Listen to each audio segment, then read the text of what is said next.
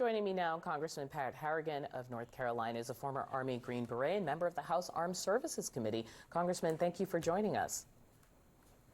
Audie, thanks for having me this morning. I appreciate it. I don't know if you were able to hear clearly some of the voters that were speaking there. They were asking some pretty valid questions, and I want to take the first one, the person who says, look, I'm a Republican, I'm also a veteran, and they're having a real problem with how this is being carried out. What's your response to that?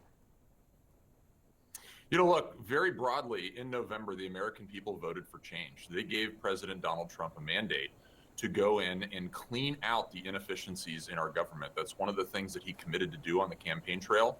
And that is one of the commitments that he has followed through with in action since being sworn in on January 20th. And so, do you think that look, that I has think that there's fallen always going to be disproportionately on veterans just because they make up such a large portion of the federal workforce?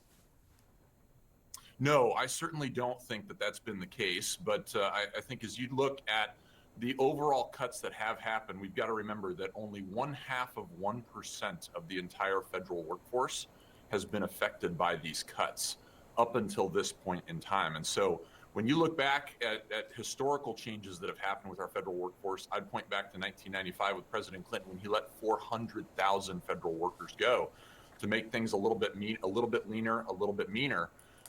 This has happened before. There's precedent for this, and you know, everybody with their hair on fire right now, I think, should put that into perspective.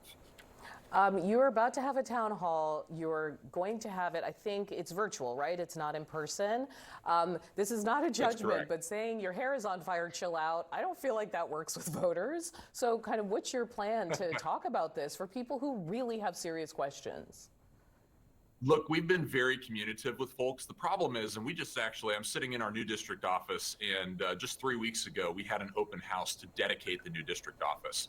And out of the couple hundred people that came, there was about 125 very agitated protesters that completely disrupted what was supposed to be a nonpartisan dedication of a new federal facility to serve their interests in Washington, D.C., and whether that be Social Security or Medicare, Medicaid issues, veterans issues, whether healthcare or educational things.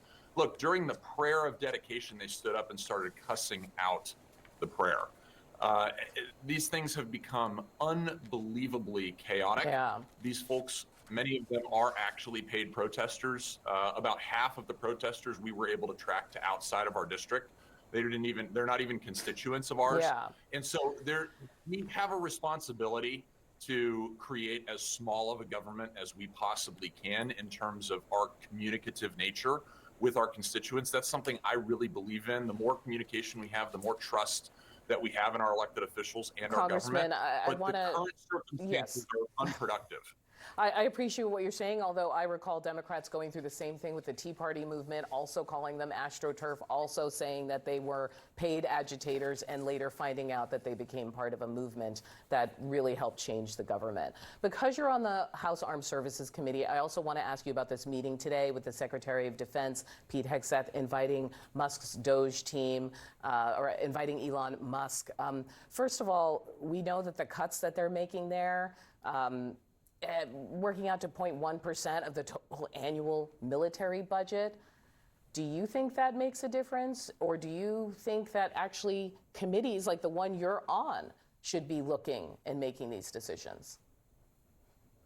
Yeah, I think we've got some institutional differences here, right? Just laying out the facts. We've got the HASC and SASC chairman that have a perspective that we need to significantly add to defense spending. And we've got the executive branch through President Trump and Secretary Hegseth that are laying out that we need to make some cuts into defense. And look, I think, frankly, if I'm being as honest as I possibly can be with the American people, leveraging my background as a special operator and someone who's also a businessman in the defense industrial base complex, both are accurate, right? There is a lot of fraud, waste, and abuse that exists within our contracting apparatus in existing contracts that service DOD.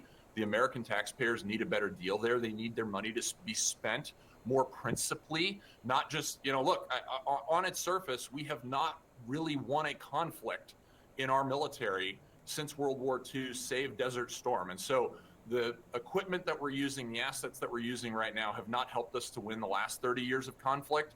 And I think what President Trump, Secretary Hegseth, Elon Musk are looking at is they're making sure that what what assets, what capabilities we're going to move forward with in re-envisioning defense are actually going to help us deter the next conflict, particularly the conflict against China.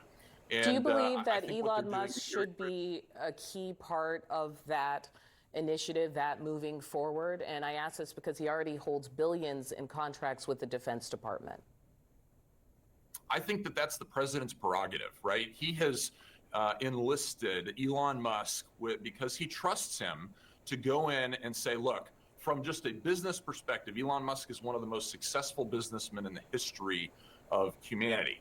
And he trusts him from a business perspective to go in and look at the P&L and the balance sheet effectively, right? The budgets of our military, of our different government agencies, and say, look, if I was running this as a private business, this is totally duplicative.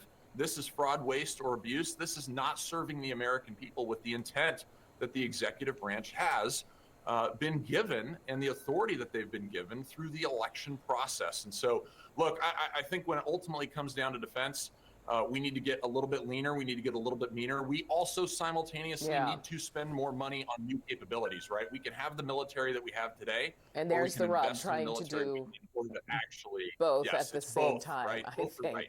All right, Congressman Pat Harrigan from North Carolina. I hope we can speak to you again, maybe after those town halls. Thank you for being on CNN this morning.